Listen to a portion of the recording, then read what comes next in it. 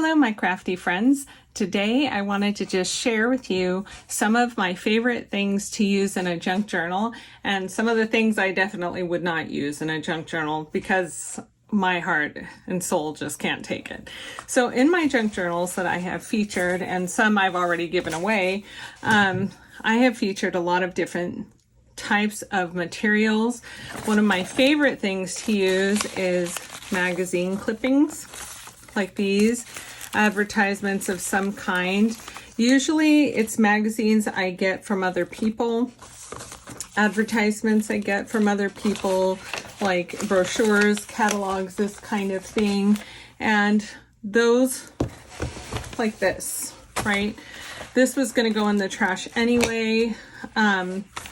They're my favorite to go through because with these things, you can do a lot of image transferring, and I'm going to go ahead and film a tutorial on that and how to do it with clear packing tape, right? And you can transfer like this image on top of book paper or something like that.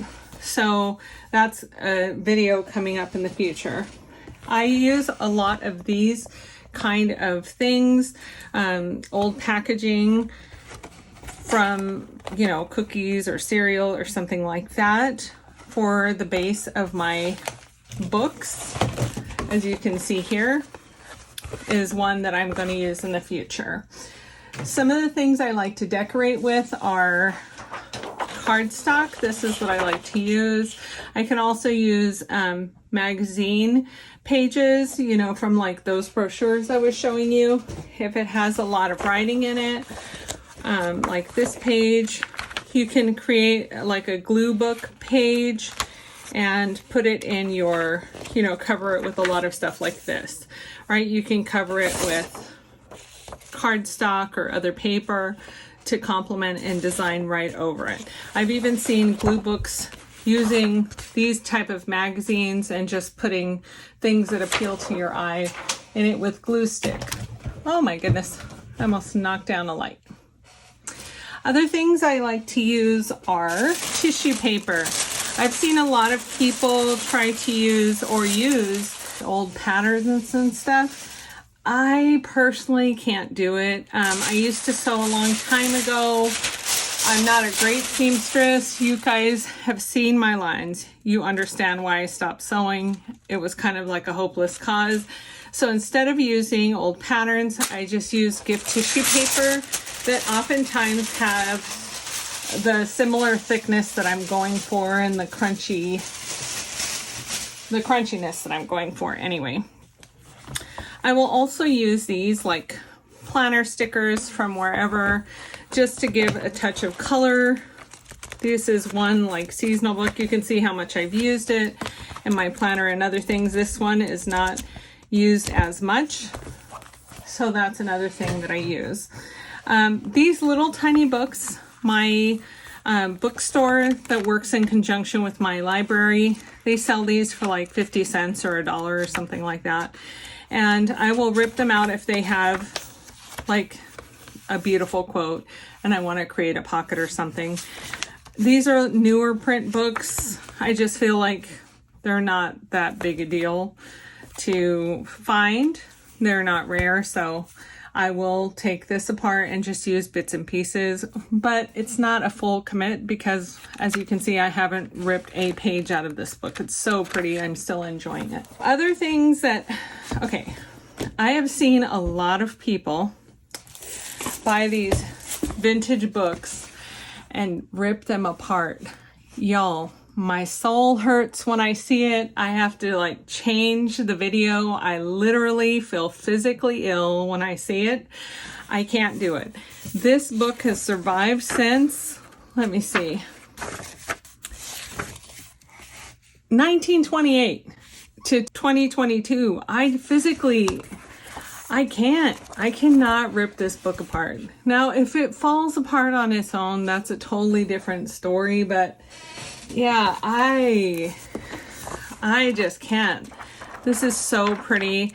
I wanted to rip it apart so many times, but again, it has stayed intact since 1950. I can't just come in and rip it apart. So that's one of those things. Even this book that is kind of a shambles. It's a discarded book.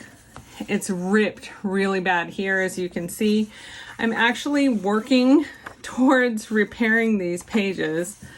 Let me see if I can find the page that I repaired. Like, it's heavily written in, you can see. You're probably laughing at me like, why? Oh, this is the book page that I've been working on repairing. It's still fragile, but it's intact, and I can't. I really can't. So anyway, this book also is one of those that I just can't rip apart.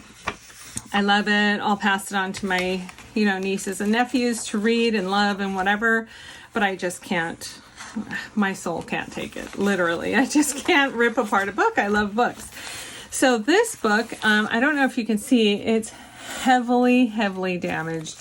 It was stained and ripping apart. So what I did was I went through and looked for beautiful pictures to try to salvage as much of this book as I could. It was The Trumpet of the Swan, and also these really cute titles on the chapters. So in this way, like, this old, already damaged book is going to get a new life in my junk journal. Also, some other ones that I use, like these, even if it's kind of semi-ripped apart here, I just can't. I would rather pass it along to someone younger and let them enjoy these like vintage art and all of that until the book crumbles. Like, a lot of times my criteria is like, okay, I'm going to give it to you, but when it starts falling apart, please give it back. It's a copyright 1981. So it doesn't feel that old because, I was born before 1981, but still, I just can't do it. And like these, let's talk about these little golden books. I've seen them everywhere.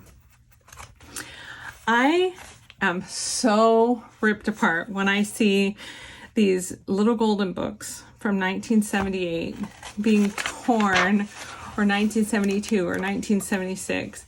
Like, it just hurts my soul because they're in such great condition, and it would be wonderful for our children or like grandchildren or great-grandchildren to enjoy these timeless tales that are just so rare. Soon enough, we won't be able to find these books anyway, so I just feel like, in my soul, personally, just me, myself, like, you guys can do what you want, but I can't.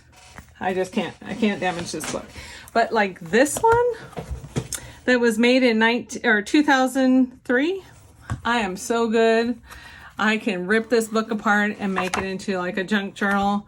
It's fine. I guess newer books are okay, but like, I have just found some absolute scores like this. A lollipop book. I don't even know when this was made. Let's see if there is a year in here. 1950.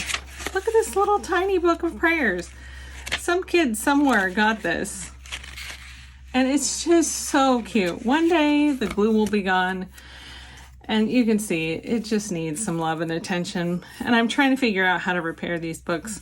And maybe it's just like a lost cause. I don't know. Somebody try to work with me. Help me through this. Because I feel like I cannot physically, like, I just can't do it. Anyway, but I will use, origami paper or this like cardstock, or my favorite thing too, and I don't have any of it near me, but is unattractive cardstock styles, papers. I will cover it up with something. This book is from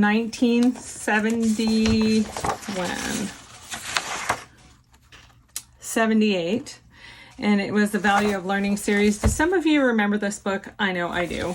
But anyway, when I opened it, I was going to hand it down to some younger family members, and when I opened it, the book block just fell apart. Literally, you can see how I don't know if I could save this book. Maybe by rebinding it, but I just don't know. But I really like the artwork. I remember these stories fondly. And again, if it's old and falling off, then I feel like I'm giving it a new purpose. You know what I mean? Maybe that's how everybody feels about junk journaling. Even material. So this material is very large. There's a lot of it. And for me, I don't feel comfortable ripping it apart and using it in my junk journal, because I can pass it on to somebody who can maybe quilt it or make a little dress or shirt or something for someone with it. But like this scrap piece that clearly nobody is gonna make jack doodly with, I'm okay with using this. Okay, some other books that I will use. Obviously, you can use the Tim Holtz pre-made ephemera. Oh my gosh, is it gorgeous in your junk journals? Yeah, I love that. And then also, I believe you guys saw this in one of my flip throughs. I will use these Sudoku puzzles from the Dollar Tree. They're really fun to put in your junk journals. And then also cards. I like to use those. There's lots of different ones. And these are also from the Dollar Tree, so cheap books that are mass produced, I have no problems using in my junk journals. Look at these really cute images of Santa, or making like a junk journal / memory book and keeping the story intact. Those are really fun to make as well. Also, these books are also from the Dollar Tree. Yeah, they have stickers that you can put in your junk journal, but also they have really cute activities that you could put in your junk journal, or your journal rather. A junk journal is really junk, right? This is obviously a new book, so you know, you could cut out this and make it into a flip. Or I like these because, see, they have like send a holiday wish, and you can fold it into like a card and stick it in your journal. It's really cute. And these are bookmarks, so you can put those in your journals. And then they have more stickers. And then the other one also has that. Again, I want to emphasize so much, like, I'm not telling you guys what to use and what to do and what not to do. I'm just sharing what I use the most. And I hope this will help you on your junk journal journey, and on your journal making journey overall, because it's really fun to make your journals. Till next time, bye.